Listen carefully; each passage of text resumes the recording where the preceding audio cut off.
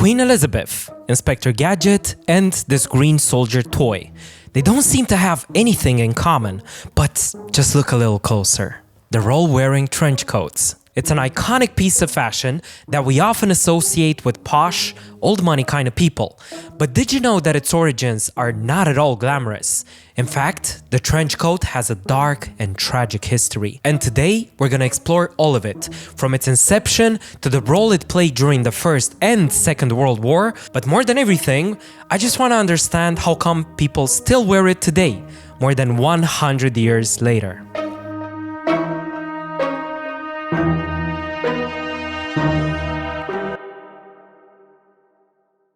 And it all starts here, with the genius of the gabardine fabric, which is made of all natural fibers, and yet, through its tight weave, it's entirely waterproof. And you probably thought, dude, that looks just like Burberry.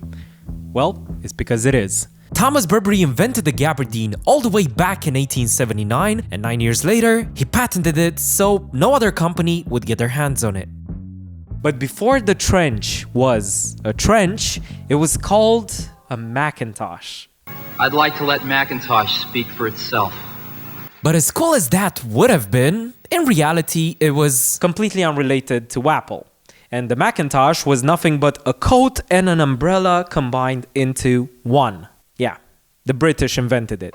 And this is the umbrella part. While the two are quite similar, the Mac was made from a rubberized fabric, which not only kept the sweat in, but it was also very stinky. So going on romantic dates in the rain wasn't an option either. The gabardine, on the other hand, was a complete game changer. The wool thread was treated with lanolin and then weaved in such a tight manner that the water simply slid off the surface.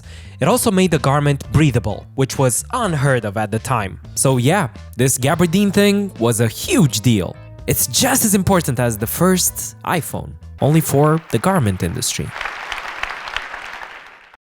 Burberry knew he was onto something, but simply copying the Macintosh design and adding this state-of-the-art fabric wasn't gonna revolutionize the industry. The Mac was kinda ugly. So he went back to the drawing board and he modernized the silhouette into something a bit more sporty. And by the time the First World War came around, it was the perfect uniform to jump into and fight from the trenches, giving it its name, the trench coat. The looks definitely played a role in its longevity, but it was its practicality that made it stay for good, it being developed for the war machine and all. I mean, who doesn't want a natural, breathable, comfortable piece that will protect you from the worst of unexpected weather? And boy, oh boy, did that formula work. Soon, the entire British army invested in trench coats as part of their main uniform. And what happened next, even Thomas himself could have never predicted. Even their wives back home started to do the same. Women cared deeply for their men at war, and wearing their uniform was a great way to show solidarity. And Burberry couldn't be happier with the idea. They made a whole lot of money, an obscene amount of money. And even after all this, they were still seen as heroes. They were even awarded one of those puppies, which certified them as royalty, whatever that means. But soon enough, the Second World War came to an end, and as much as Burberry was profiting off it, they knew that they had to change their marketing strategy. They were already on top, since the entire nation was already heavily invested in their trenches. All they had to do was to just change their tune a tiny bit. And what they did is nothing short of genius. They started dressing celebrities. Whoa. I know it sounds obvious to us today, but hindsight is 2020. Back then, this was peak innovation. Who knew that dressing some of the most beloved figures in the entertainment industry could bring such financial benefits? And by doing this, they established themselves as one of the fashion companies, not only in England, but the entire world. You can indirectly credit them for Kim Kardashian's career, as they proved just how effective associating with the right figures can be. But here's where things take a turn for the worse. If you've heard any of the recent news, you probably know that it's not looking great. They've had a drastic drop in sales, and it doesn't seem like they have a solution yet. How could such a titan of the industry slip like this? And even more importantly, is there anything they can do to get back up?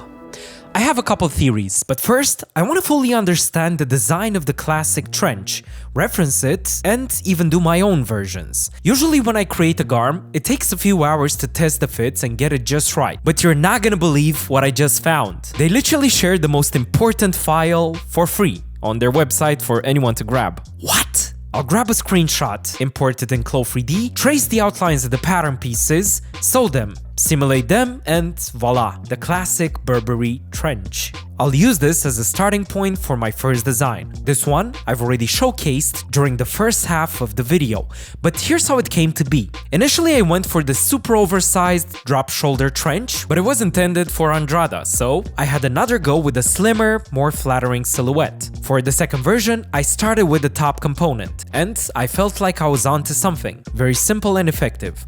All that I needed was a lower component with a slightly tighter fit. This one didn't really speak to me, but then I decided to add those loose pleats. Pretty cool, is the one that we ultimately decided to prototype at the atelier, even though I also played with this, a beak trench, which unfortunately Andrada wasn't a fan of. Anyways, it was time to create a new one for myself. I wanted to see if I could sculpt the back in a completely different, more organic looking way. It kinda worked, but I wasn't completely sold. Might revisit in a future video. Then I got this even wilder idea of making some sort of suitcase upper with a more drapey bottom. And honestly, this one, I'll definitely save for the future since I can see it going viral.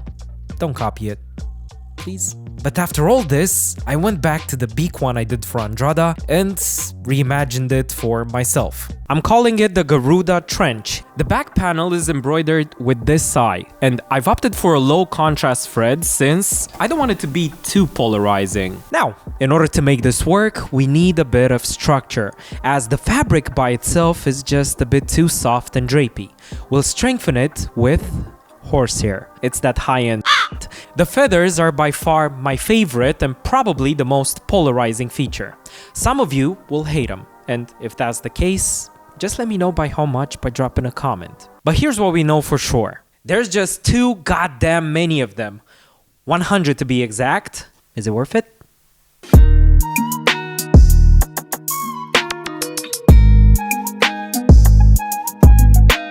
Oh, and by the way, we announced the GRMNT Academy. So yeah, if you want to learn about how to design clothes, how to do the business side, do content, visit the link. We only have 3 spots available. But let's go back to our main story, and trust me, it's about to get extra spicy. Remember, after the Second World War, Burberry is at the top of the fashion game. But in the upcoming decades, there are 4 critical hits which are devastating. The first major hit came in 1955, when Great Universal Stores acquired Burberry, and all that they cared about was profit. Their strategy? License the Burberry name to other companies under a slightly different label. While the move was incredibly profitable short term, the quality of those diffusion lines turned out to be so crappy that it permanently stained Burberry's reputation. The second major blow was completely out of their control when they became associated with the wrong demographic, chavs. They have one of the worst reputations, and they took the Burberry check and ran it directly into the ground. The third blow is a recent one. It has to do with the huge price increases that we've seen ever since Daniel Lee joined the house. And the dude is brilliant, I cannot contest it. He saved Bottega, and Burberry probably thought, oh, just look at this guy, he can also save us. But we'll have to see if this very decision hasn't already alienated all of their existing customer base. 4. Finally, dragon left leg, fist to patella.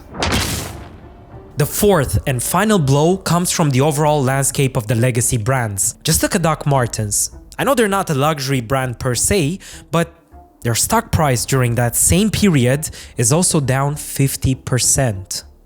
Coincidence? There is no such thing as a coincidence. This could mean that people are in general less interested in legacy pieces, and they likely want to spend their hard-earned cash elsewhere.